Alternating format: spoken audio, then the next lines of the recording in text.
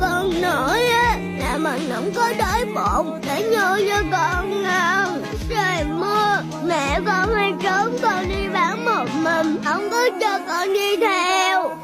Mẹ con làm như vậy á là mẹ con xấu lắm. Con biết mấy chú bắn mẹ con rồi thì mẹ con sẽ chết.